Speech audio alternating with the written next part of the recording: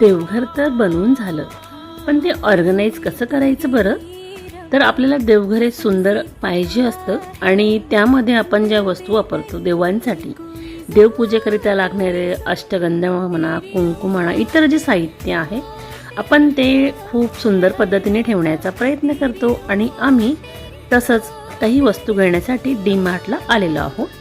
तर त्यामध्ये आम्ही काही घेताना काही दाखवलं नाही, पण घरी आल्यानंतर अशा प्रकारे बघू शकता छान मी कप घेतलेला आहे, अगदी सुंदर आणि क्वालिटी छान. त्याच्यानंतर अशा प्रकारे 3 बॉक्स असलेले हे ऑर्गनायझर आहे. यामध्ये सुद्धा आपण वस्तू ठेवू शकतो आणि काही छोटे अशा प्रकारे छोटे छोटे डबे घेतले आणि ब्रश वगैरे आणि धूपकांडी घेतलेली आहे.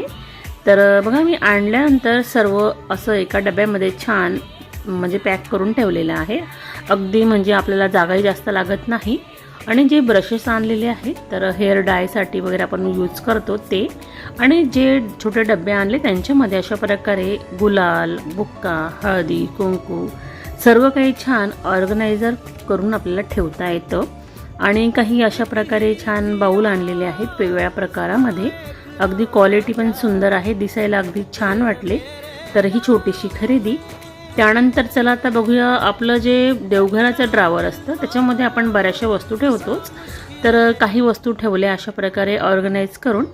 काहींना मी नवीन आणलेले कंटेनर जे आहेत, बॉक्स आहे, त्यांचा यूज केलेला आहे आणि काही अगदी जुनेच आहे, परंतु ते सुद्धा चांगले आहे. एवढंच की ट्रान्सपरंट नाही, तर आपल्याला शोधावं लागतं कशात काय ठेवलेलं आहे.